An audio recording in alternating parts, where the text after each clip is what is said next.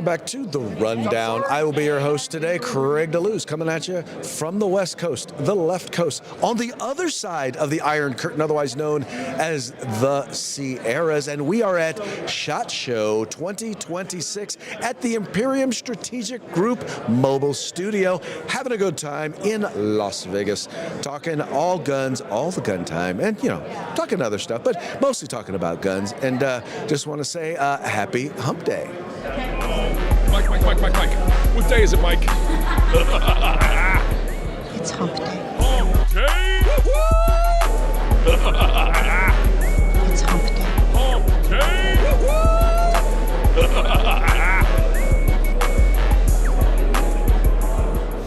That's right, folks. Today is Hump Day, where we attempt to begin the weekend, sometimes with success, sometimes not.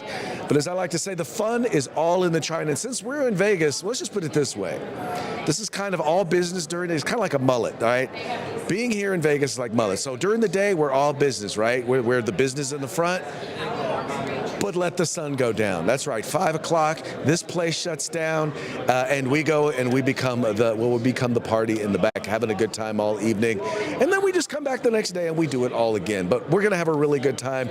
I got a special interview for you today, a surprise interview. So I'll tell you, it was funny. So just so you know, if you saw the thing, Assistant Attorney General for Civil Rights, Harmeet Dillon, is here kind of talking about what the Trump administration is doing to promote the Second Amendment and help us, actually, I don't know, have a Second Amendment, but the very beginning of the thing, it was so quick because she had 5 minutes, and so I had to set everything up and then get her, and she was out of focus at first. So anyway, but we got the interview done, and we're going to be talking a little bit about that as we get into the program today. But before we do, we're going to start off how we normally start off, and that is with a quick shout out to our sponsors. And if we're going to do a shout out to our sponsors, it might help if I actually had everything set up here the way it's supposed to be set up. I was so busy setting up everything else that I forgot to set up and make sure that my background was taken care of, but don't worry about it. We got this. Configure, sidecar, bam, and there we are. All right, we're going to start. We've got the folks, we'll tell you what, we'll start right here. There we go. Let's move the other one in there and just go, there we go. Okay. So first we're going to start with the folks over at Hitman Industries. Hitman Industries rifle, they make rifle and pistol caliber barrels available for you to purchase at any length. If you've purchased an AR in the last few years, there's a good chance you already have one of their barrels, so why not get another one? Just go to hitmanindustries.net. Then we've got the California Republican Assembly working to help elect conservatives at all level of government, from school board all the way up to President of the United States. Ronald Reagan once referred to CRA as the conscience of the Republican Party. You got to check them out. You trust me, you will love it. You got to check them out today at cragop.org. At cragop.org. Believe it or not, yes, there are conservatives in California, and you can learn out how you can help them. And if you want to help them, if you want to help CRA, if you want to help California today, you got to help. You got to join CRA.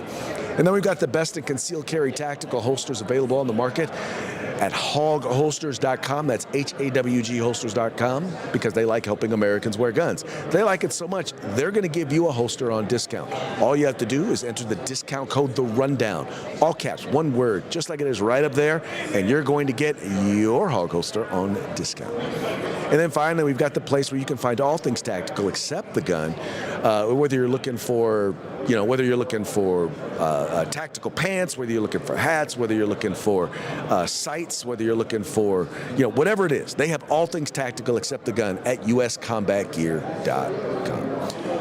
All right, let's go ahead and get into today's stories, and we're going to start off talking about our live. So if you are watching us live, just know that we're taking your comments, and once again, all I care about is that they are interesting. I don't care if you agree. In fact, if you disagree, it's actually even better, because then we have the opportunity to mock you.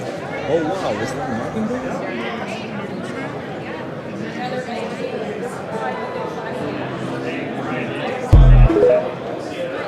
That's right. We have the opportunity to mock you because, as Mike likes to say, we will mock you. All right, let's get into today's news stories. And we're going to start, like I said at the top of the story, I had a chance to sit down with Assistant Attorney General Harmeet Dillon. Now, I've known Harmeet for years, largely because of the work that she's done in the state of California, or not just state of California, the work she's done nationally, but she's from California. So I've had a chance to work very closely with her and just kind of see just the phenomenal things she's doing to help promote our fundamental rights and defend conservatives and conservative values on a national scale. Well, she was appointed as the Assistant Secretary for Civil Rights there in Washington, D.C. And it's under the concept of this, in my opinion. She understands that civil rights are not special rights for special people, as the left would have you believe. In other words, they believe that if you are the right, if you are a certain gender, if you are a certain skin tone, if you are a certain religion or a certain gender identity, well, then you deserve special elevated rights. Well, that's not what civil rights are. Civil rights are the rights that are due to each and every one of us. And she works to make sure that people's civil rights are not violated. Now, in case you did not know this, according to the left, if you happen to be a Anglo-Saxon Protestant white male, you don't have any civil rights according to the left. In fact, you are less than in most of their eyes, at least according to the policies and the way in which they implement their policies. That having been said, in comes Harmeet Dillon, who has fought. I mean, she fought to make sure that conservative students had the same exact rights as liberal students when it came to having speakers on campus and having free speech on college campuses. She's fought for religious freedom. She's fought for free speech. She's fought for Second Amendment. And what's been really neat about this is that as a part of her job in civil rights, she is now also overseeing a new department whose primary focus is to make sure that the Second Amendment rights of Americans are protected, in particular from those who are seeking to take them away at the local and state level, but also at the federal level. And what I had a chance to do was, and I knew there was one question, because everybody I talked to in the gun rights community was saying, look, yeah, great. We're happy that you're going after the locals, that you're going after these cities and these states that are working to, subvert our rights. But that's not enough, because there's actually some low-hanging fruit. And that low-hanging fruit is actually at the federal level. What are you doing at the federal level? And her editor thing was, well, you know what? I'm glad you asked that question, Craig, because here's what she had to share. Now, one of the things that a lot of people ask about is that we're seeing what you're doing when it comes to going after local governments and going after states. What are some of the things that you're looking at in terms of, in particular, some of the Biden-era stuff that's kind of held over to address the things that the federal government can be doing in order to better advocate for our Second Amendment rights? Sure. Well, one of the big things that's coming out in the near future is a package of rulemaking reforms to ATF. So ATF, I mean, they get a bad rap. I think 95% of what they do is just normal enforcement, keeping guns out of the hands of bad guys, and then, other things, tobacco as alcohol. But on the gun side, they had a lot of really onerous restrictions. So you're going to see a lot of reforms to those restrictions being rolled out shortly. I've discussed them. My office has blessed, given our input on some of these things. Another one is our colleague, Assistant Attorney General for Office of Legal Policy, just issued an opinion last week about the ban on shipping firearms through the United States Postal Service, saying that was unconstitutional. So we are attacking regulations of the federal government as well. It does take time. I will just be very frank that most of the conservative lawyers who came in to join the United States Department of Justice from a policy perspective, I wonder how many of them have guns. They're a little bit prissier maybe than some of us here, but a lot of us in the Civil Rights Division are gun owners. I am a gun owner. I have a CCW in DC, and so we are familiar with these issues, and we're just educating our colleagues why they're important. Well, I just want to say thank you. I appreciate all that you're doing. It is amazing what you've done in just.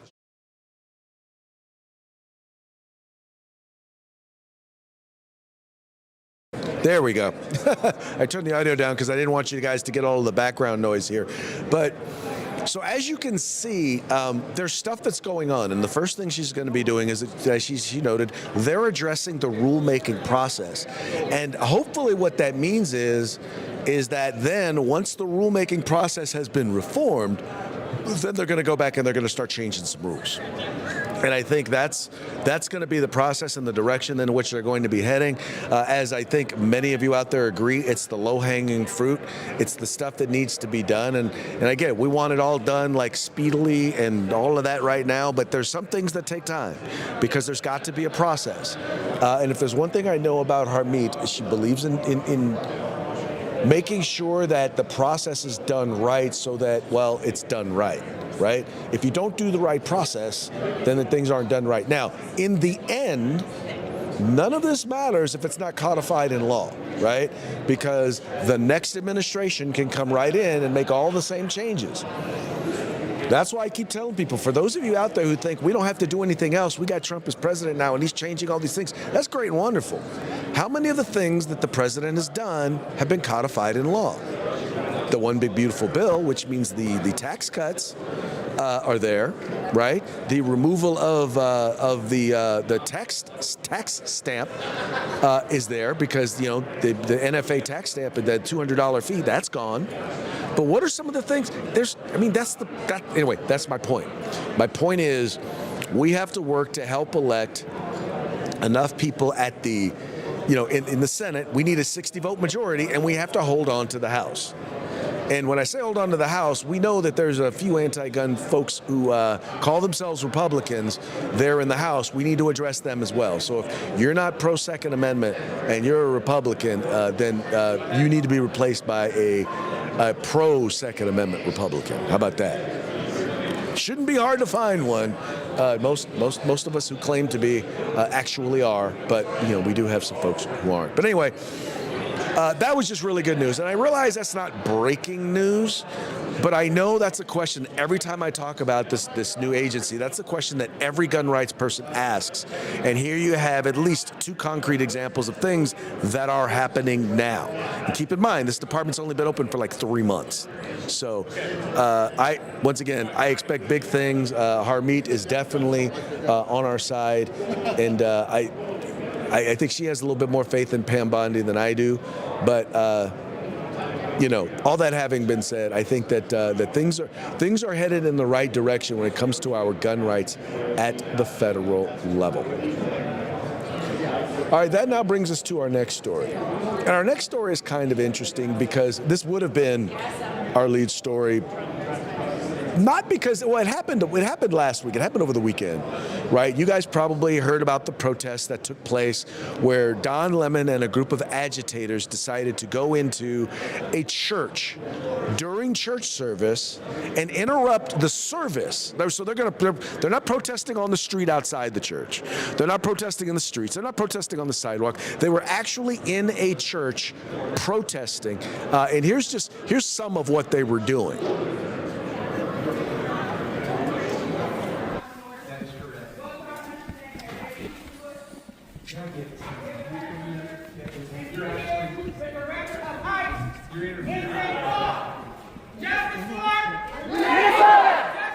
Renee Good!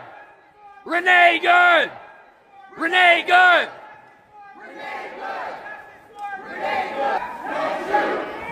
Don't shoot! Don't shoot! Don't shoot! Don't shoot! Don't shoot! Don't shoot!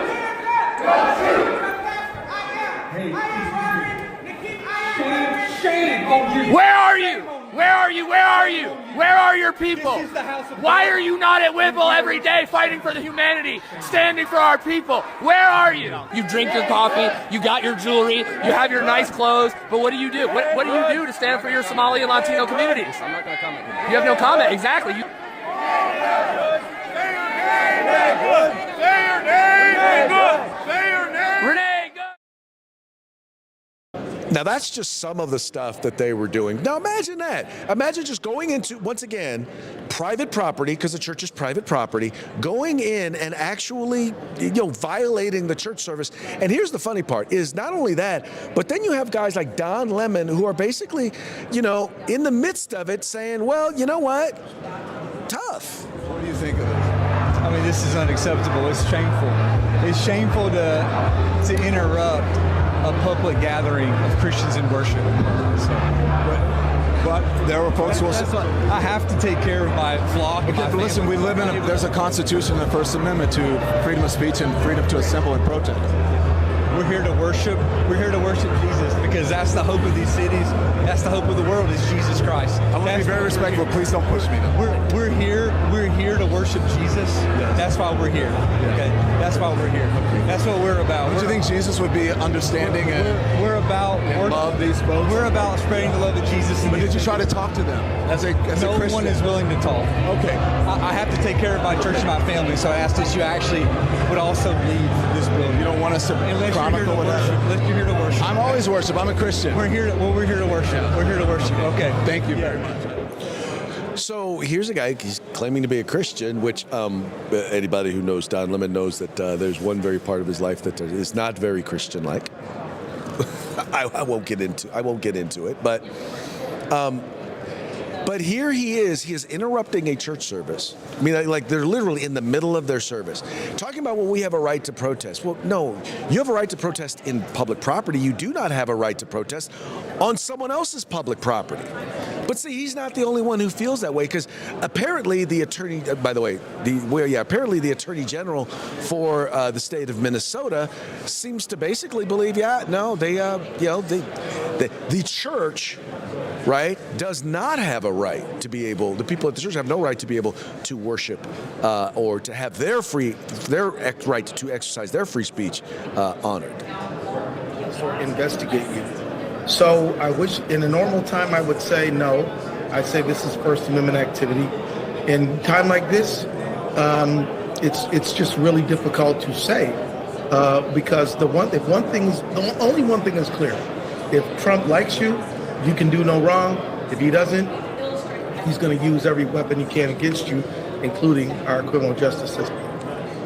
Protest is fundamental to American society. This country started in a protest. And, it's freedom of expression. People have a right to lift up their voices and make their peace. And none of us are immune from the voice of the public. So quite honestly, I think that you got the First Amendment, freedom of religion, and First Amendment, freedom of expression. And I think that, it's just something that gotta live with in a society. So in other words, you just got to live with it. Now, here's my question, because you might remember Keith Ellison was the first Muslim to be a member of the U.S. House of Representatives, and actually swore his oath on a Quran instead of a Bible. Here's my question. So if a bunch of Israelis or Jewish people decided to break into his mosque in the middle of prayer and start chanting and yelling and getting in the face of their imam, what do you think his response would be? What do you think the media's response would be? They would lose their minds. You know they would lose their minds. Because you know what it is that they're doing, what it is that they're talking about is, first of all, you're talking about private property, right? People have a right and the ability to have private property. And so we're talking about private property. Then we're talking about the right to freedom of religion, right? In fact, there was a law that was passed specifically to make sure that you could not impede on people who were trying to exercise their freedom of religion, right? And it was mainly because you had the KKK that was trying to interfere with black churches or churches who were supporting the black community.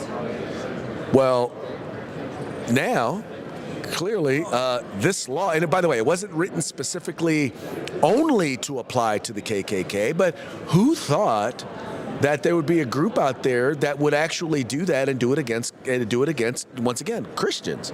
Who thought that would happen? Well, guess what? It's happening.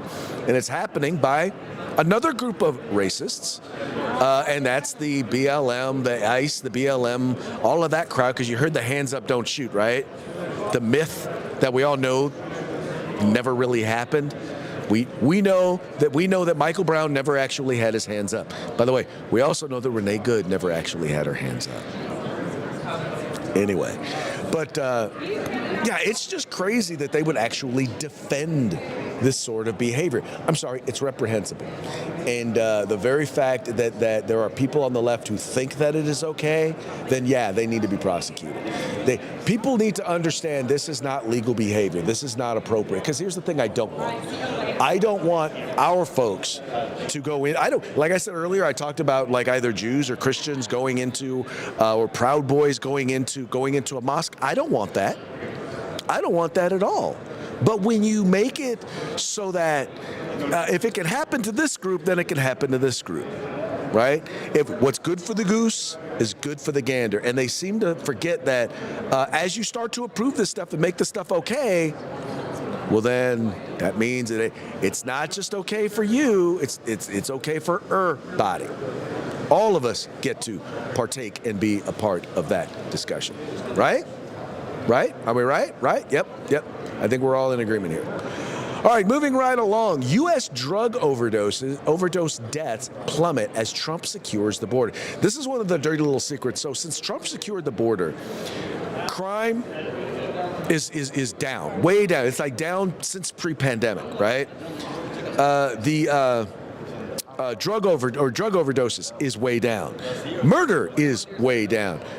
We are doing so phenomenally well when it comes to where we are at when it comes to drug overdoses. And a lot of it has to do with the reduction in the amount of these narcotics, in particular fentanyl, that is making its way across our southern border. And this is being reported by the folks over at Breitbart.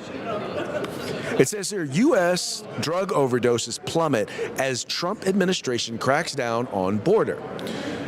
U.S. drug overdose deaths fell by 20.6% over the course of 1 year, according to the latest data from the Centers for Disease Control and Prevention.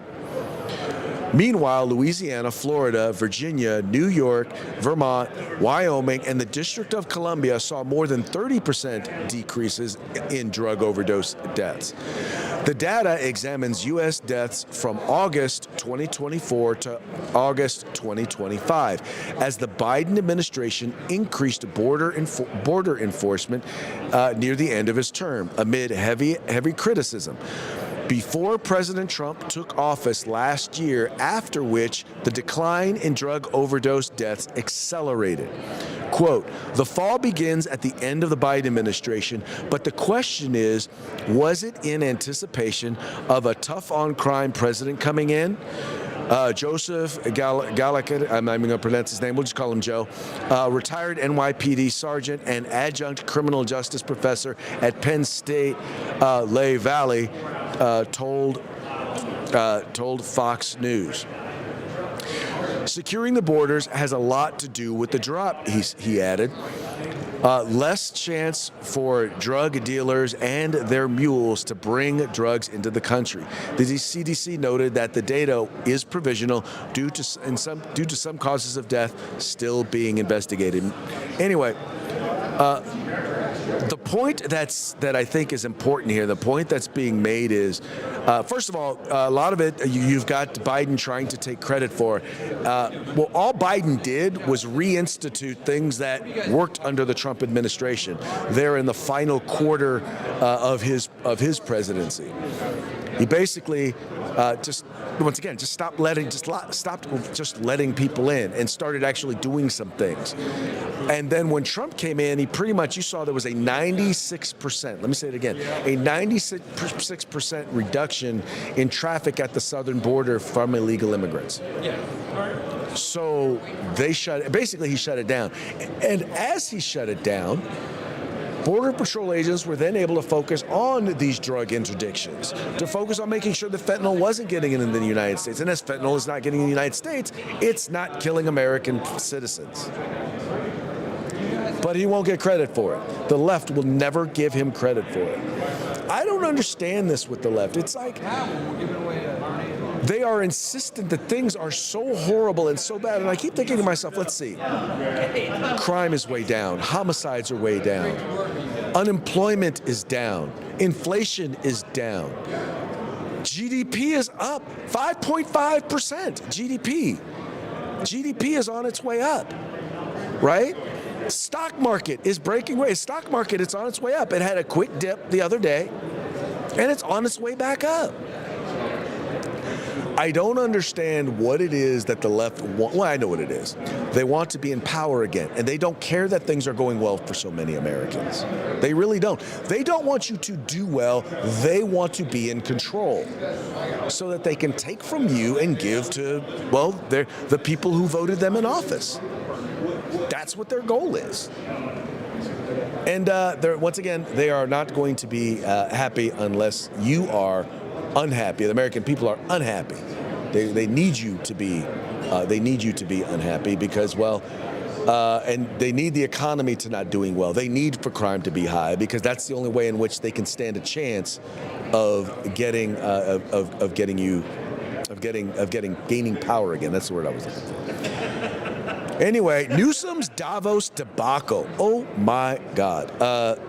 So you might have heard he was in Davos and had some interesting words to say, some advice to give to European leaders and how they should handle Donald Trump. For Europeans who are concerned about the messages from the White House around Greenland this week? Yeah, it's time to fuck up. It's time to get serious and stop being complicit. It's time to stand tall and firm, have a backbone.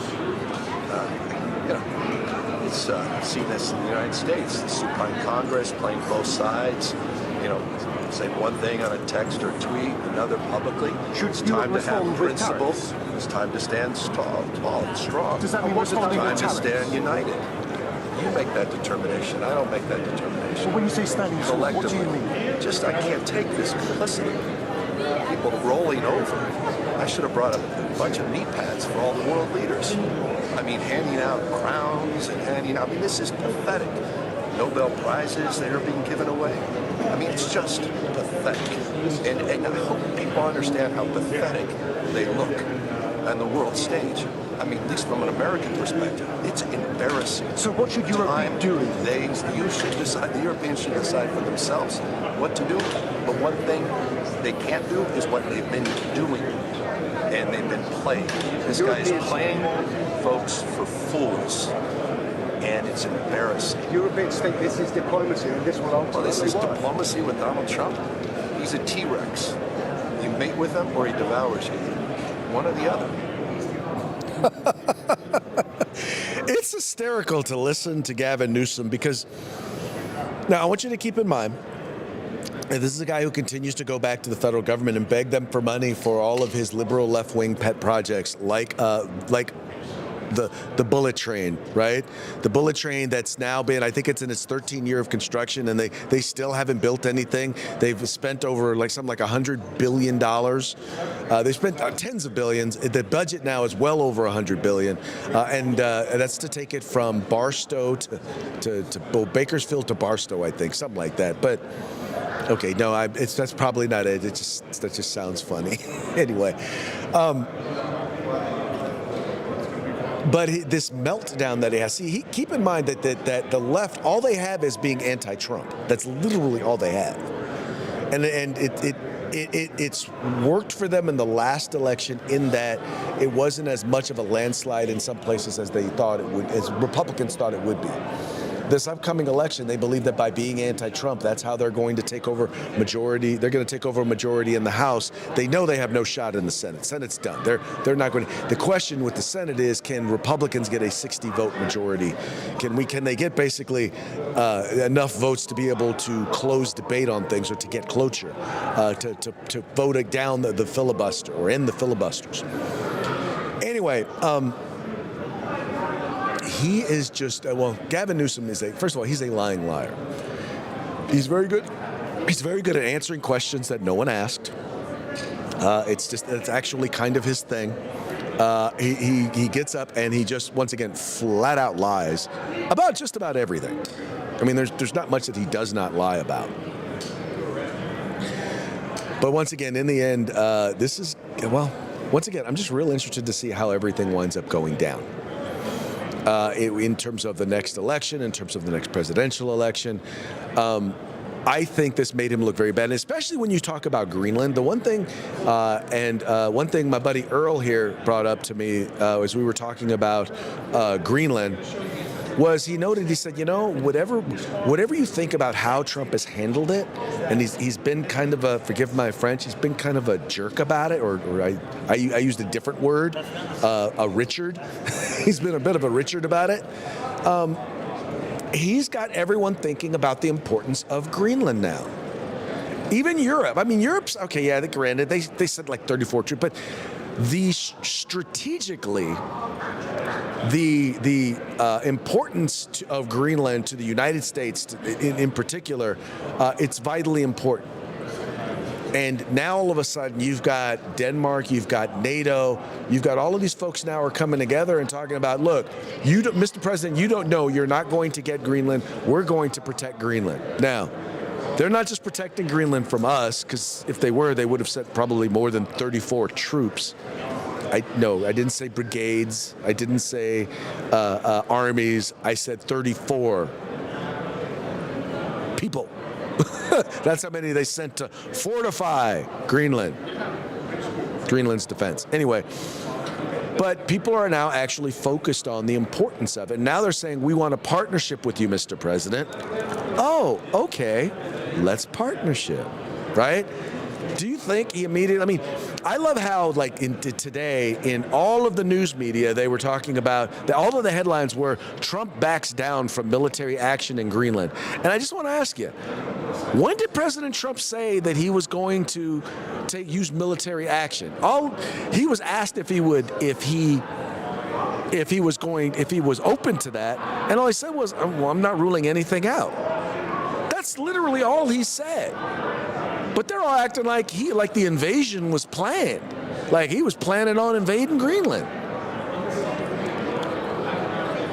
It's them making up stories so that they can see, the left making up stories so that they can act like they've got something done. And that's what they're going to say. Now they're going to say, see, we fought Donald Trump and we made it so that he wouldn't invade. We got him too scared to invade Greenland.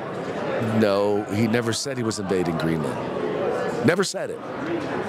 Never said he was going to invade Greenland. He just said he wasn't going to take it off the table. Which, by the way, if I'm in the midst of negotiations of any kind, why am I taking things off the table? That's just dumb. But then again, a lot of the people who are criticizing the president are, well, they're just plain dumb. And so they get what they get.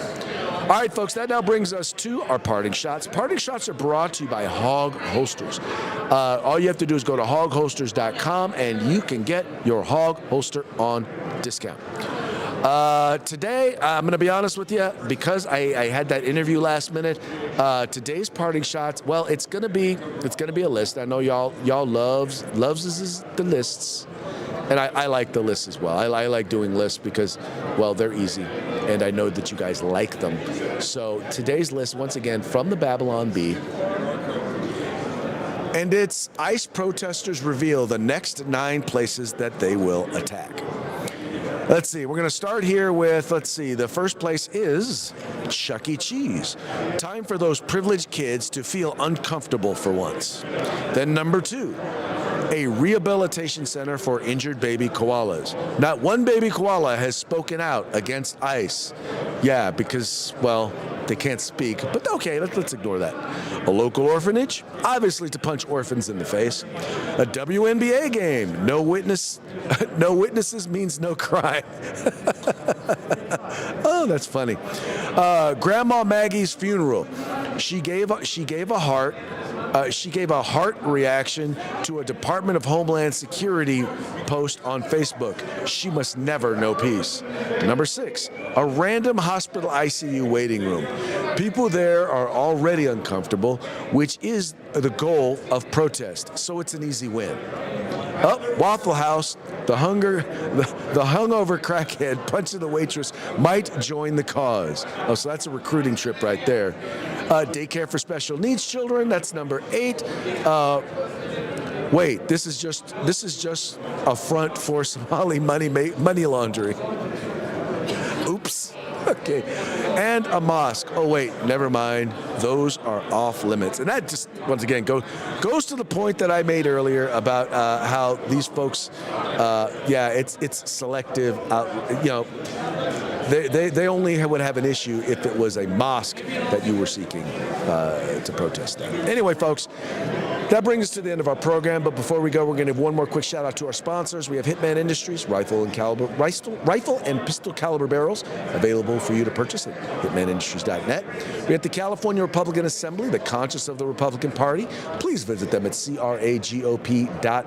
And then we've got the best in concealed carry tactical holsters available on the market at hogholsters.com. That's HAWG holsters.com, helping Americans wear guns. And then finally, we have the place where you can find all things tactical except the gun, and that would be at uscombatgear.com. All right, folks, that's going to be it for today's program from here at SHOT Show 2026 in the Imperium Strategic Group Mobile Studios. We thank you so much for joining us. Hope we will see you tomorrow on Throat Punch Thursday. Until then, y'all have fun, stay safe, and we will see you mañana. Oh, by the way, if you want to watch all of that interview with Harmeet Dillon, it'll all be up later on today or tomorrow morning over at 2A News. Just go over to 2A News. You can go to our Facebook channel, you can go to our YouTube channel, and you'll find it there. Anyway, y'all have fun. I'll let you later.